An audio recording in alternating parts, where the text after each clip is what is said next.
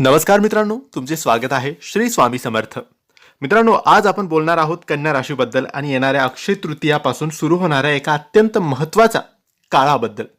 मित्रांनो, त्याआधी तुम्हाला सांगू इच्छितो की तुमच्या जीवनात जर खूप अडचणी असतील, संघर्ष सुरू असेल, दुःख असेल, समस्या असतील, बिझनेस चालत नसेल, नोकरीत प्रगती नसेल, पैसा टिकत नसेल, डोक्यावर खूप कर्ज झालेलं असेल, घराचं स्वप्न पूर्ण होत नसेल किंवा लग्न जुळत नसेल, संतान प्राप्ती होत नसेल किंवा अन्य अडथळे, अन्य काही दुःख अडचणी असतील, तुम्हाला वाटत असेल की पत्रिकेत तर दोष नाही ना, मग पत्रिकेतील दोष तपासून पहा. दोष असतील, अडचणी असतील तर त्यावर उपाय करा, त्यावर सेवा करा. खूप मोठे होम हवन किंवा शांती करण्याची गरज नसते. घरी राहून आपण उपाय केले, सेवा केली तरी चालतं. याबद्दल तुम्हाला सविस्तर मार्गदर्शन हवं असेल की पुढे काय करावं, जीवनात प्रश्न कसे सोडवावेत, मार्ग कोणता निवडावा आणि दोषांवर उपाय सेवा कोणत्या कराव्यात, हे सगळी माहिती आम्ही तुम्हाला सांगणार आहोत. जर तुम्हाला याचं मार्गदर्शन, सविस्तर मार्गदर्शन हवं असेल तर दिलेल्या या व्हॉट्सॲप नंबरवर तुम्ही आम्हाला मेसेज करावा.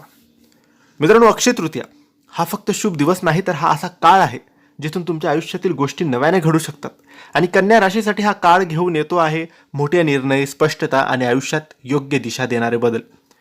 कन्या राशीच्या लोकांनो, तुमचा स्वामी ग्रह बुध आहे आणि या काळात बुधासोबत गुरु, शनी आणि राहू केतू याचा प्रभाव वाढणार आहे. बुध तुम्हाला विचारशक्ती देईल, गुरु नवीन संधी आणेल, शनी तुमची मेहनत तपासेल, राहू केतू अचानक परिस्थिती बदलतील. यामुळे आयुष्यात क्लॅरिटी येईल, काही कठीण निर्णय घ्यावे लागतील आणि काही गोष्टी अचानक बदलतील. मित्रांनो, सावध राहा, ओव्हर थिंकिंग तुम्ही टाळा. कन्या राशीचे लोक खूप विचार करणारे असतात, पण या काळात जास्त विचार करून गोंधळ वाढवू नका. प्रत्येक गोष्ट परफेक्शनमध्ये अडकू नका. स्वतःवर जास्त प्रेशर टाकू नका, कारण ओव्हर थिंकिंगमुळे तुम्ही चांगल्या संधी गमावू शकतात. कन्या राशीसाठी पैशाच्या बाबतीत हा काळ स्टेडी राहणार आहे. इन्कम स्थिर राहू शकते, हळूहळू प्रगती होईल. मोठे अचानक फायदे कमी असतील, म्हणून लॉंग टर्म प्लॅनिंग करा. सेव्हिंगवर लक्ष द्या, रिस्की इन्व्हेस्टमेंट टाळा. या काळात तुमच्या नात्यांमध्ये क्लॅरिटी येईल. खरे आणि खोटे नाते तुम्हाला समजणार आहे. काही नाती दूर जाऊ शकतात, काही नाती अधिक मजबूत होतील, पण जास्त एक्सपेक्टेशन ठेवू नका. या काळात तुमचं मन खूप ॲक्टिव्ह असेल, नवीन आयडियाज येतील, प्लॅनिंग वाढेल, पण स्ट्रेस आणि एन्झायटी वाढू शकते. म्हणून मेडिटेशन करा, रुटीन मेंटेन करा, स्वतःला रिलॅक्स ठेवा.